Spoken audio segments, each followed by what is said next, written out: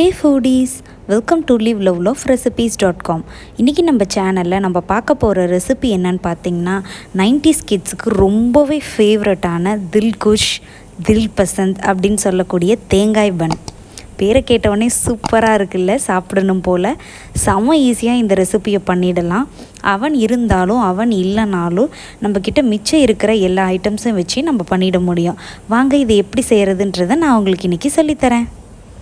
First நாம் இதுக்கு ஈஸ்ட்டை activate பண்ணணும். அதுக்கு ஒரு பவுலில் 2 டீஸ்பூன்ஸ் அளவுக்கு சுகரும் கொஞ்சமாக பால், அதாவது வெதுவெதுப்பாக இருக்கிற பாலையும் 1 டீஸ்பூன் அளவுக்கு ஈஸ்ட்டையும் நம்ம ஒரு 15 மினிட்ஸ் ரெஸ்ட் பண்ணி வச்சோம் அப்படின்னா நம்மளுக்கு நல்ல பபுள் அப் ஆகி ஃப்ரோதியாக வந்துடும்.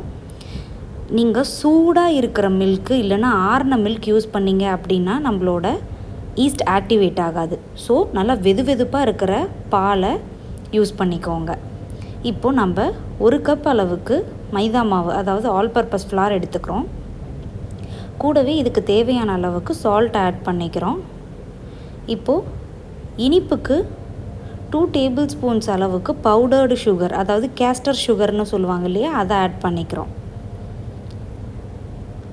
இப்போது கூடவே 2 டேபிள் ஸ்பூன்ஸ் அளவுக்கு நெய் அல்லது உருக்கின வெண்ணெயை ஆட் பண்ணிவிட்டு ஒரு தடவை கையால் நல்லா பிசைஞ்சு விட்டுட்டு அதுக்கப்புறமா நம்ம ஏற்கனவே ப்ரூஃப் பண்ண வச்சுருந்தோம் இல்லையா ஈஸ்ட் மில்க்கு, அந்த மிக்சரை இதில் ஆட் பண்ணிவிட்டு இதை நல்லா ஒரு டோ பதத்துக்கு பிசைஞ்சு எடுத்துக்கணும்.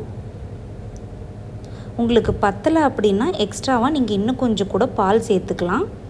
பட் ரொம்ப சூடாக இருக்கிற பால் ஆட் பண்ணாதீங்க. ரூம் டெம்பரேச்சரில் இருக்கிற மில்கை மட்டும் ஆட் பண்ணுங்கள். இந்த மாவு பார்த்திங்கன்னா கொஞ்சம் பிசு பிசுன்னு கையில் ஒட்டிட்டு தான் இருக்கும். உங்களுக்கு ரொம்ப ஒட்டிக்கிட்டு வந்தது அப்படின்னா கொஞ்சமாக மைதா மாவு டஸ்ட் பண்ணிவிட்டு நல்லா அழுத்தி அழுத்தி ஒரு 5 to 7 நிமிஷத்துக்கு கைவிடாமல் நல்லா பிசைஞ்சுக்கோங்க. இந்த மாதிரி நல்லா பிசைஞ்சாதான் நம்மளுக்கு இந்த மாவு ரெஸ்ட் பண்ணி வைக்கும்போது சூப்பராக டபுள் அப் ஆகி நம்மளுக்கு கிடைக்கும்.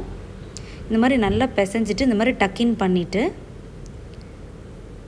உள்ளே வச்சுட்டு லைட்டாக மேலே ஆயில் அப்ளை பண்ணிவிடுங்க. இந்த மாதிரி டக்கின் பண்ணுறதுனால நம்மளுக்கு சூப்பராக டபுள் ஆகி கிடைக்கும். அதனால தான் இதை நம்ம டக்கின் பண்ணி வைக்கிறோம். கொஞ்சமாக ஆயில் அப்ளை பண்ணிவிட்டு இதை மூடி வச்சிடலாம். 1 to 1.5 மணி நேரம் தேவைப்படும். நல்லா வார்மாக இருக்கிற பிளேஸில் இதை வச்சிட்டிங்க அப்படின்னா நம்மளுக்கு கொஞ்சம் சீக்கிரமாக ரெடி ஆகிடும். இப்போது கோகோனட் ஃபில்லிங்க்கு ஒரு கப்பில் இந்த மாதிரி 2 கப்ஸ் அளவுக்கு நான் கோகோனட் ஃப்ளேக்ஸ் ஆட் பண்ணியிருக்கேன். உங்கள்கிட்ட தேங்காய் பூ ட்ரையானது இருந்ததுன்னா அதையும் ஆட் பண்ணிக்கலாம். இன்கேஸ் உங்கள்கிட்ட ரெண்டுமே இல்லைன்னும் போது ஃப்ரெஷ்ஷான தேங்காய் பூ இருக்கு இல்லையா, அதை லைட்டாக ட்ரை ரோஸ்ட் பண்ணிக்கோங்க. ட்ரை ரோஸ்ட் பண்ணிவிட்டு ஆட் பண்ணுங்கள். ட்ரை ரோஸ்ட் பண்ணும்போது அதோட தண்ணியெல்லாம் போயிடாத மாதிரி பார்த்துக்கோங்க. லைட்டாக ட்ரை ரோஸ்ட் பண்ணிவிட்டு ஆட் பண்ணிக்கிட்டிங்கனாலே போதுமாக இருக்கும். இப்போது இதில் சேர்க்குறதுக்கு நான் கொஞ்சமாக 3 டேபிள் ஸ்பூன்ஸ் அளவுக்கு டியூட்டி ஃப்ரூட்டி எடுத்து வச்சுருக்கிறேன். ஒரு 2 டேபிள் ஸ்பூன்ஸ் அளவுக்கு உடச்ச முந்திரி பருப்பு எடுத்து வச்சுருக்கேன். கொஞ்சமாக கேண்டிட் செர்ரிஸ் எடுத்து வச்சுருக்கிறேன். உங்களுக்கு வேணும்னா நீங்கள் முந்திரி பருப்பை ரோஸ்ட் பண்ணிவிட்டு கூட ஆட் பண்ணிக்கலாம். ரோஸ்ட் பண்ணும்போது நெய்யில் ரோஸ்ட் பண்ணிக்கோங்க.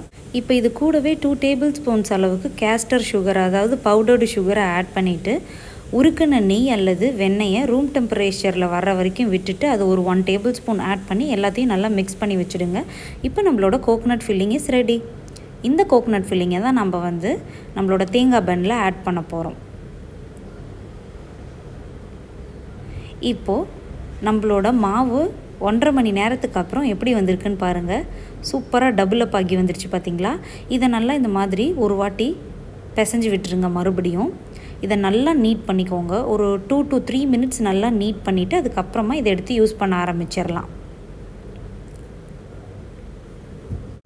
இப்போ ஒரு பேக்கிங் ட்ரேயில் இந்த மாதிரி ஒரு பட்டர் பேப்பரை போட்டுட்டு அதை நல்லா நெய் அல்லது வெண்ணெயை யூஸ் பண்ணி க்ரீஸ் பண்ணி விட்டுடுங்க.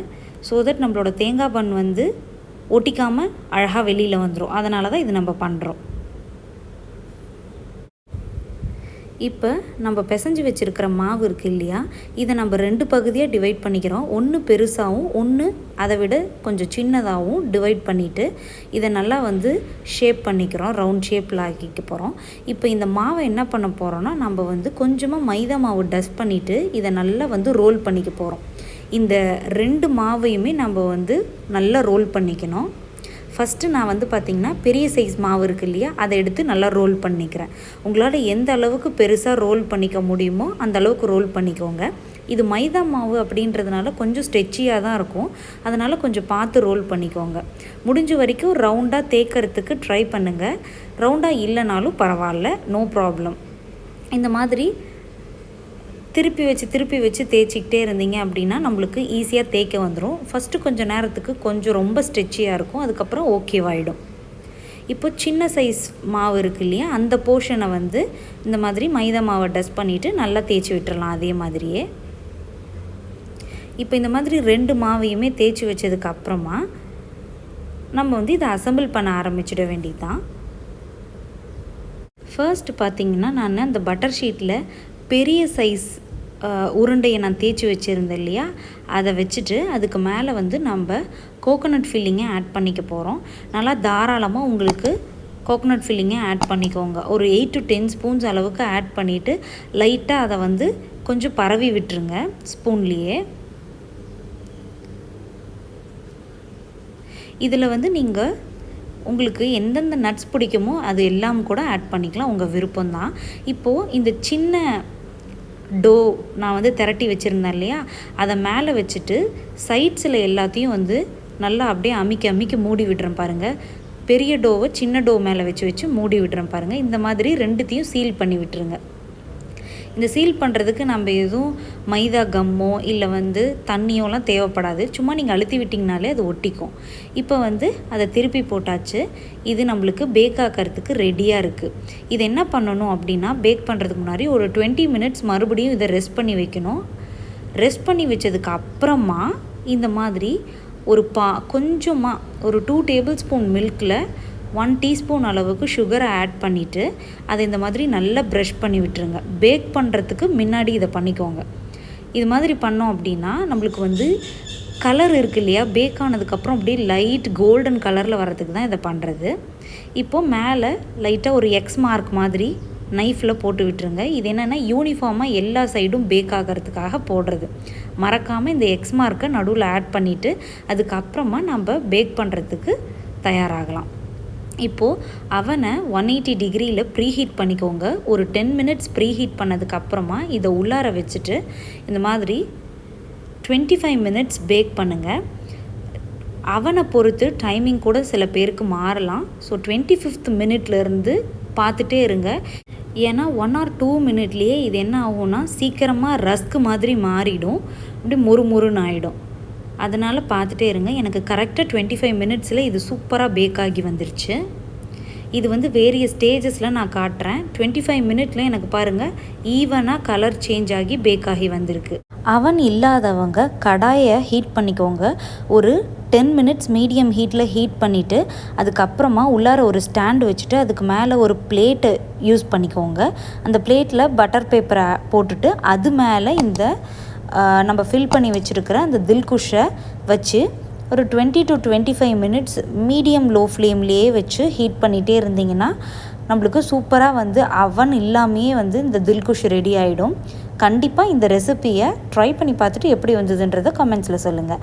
இந்த ரெசிபி உங்களுக்கு பிடிச்சிருந்ததுன்னா மறக்காமல் நம்ம சேனலை சப்ஸ்கிரைப் பண்ணுங்கள். தேங்க்ஸ் ஃபார் வாட்சிங்.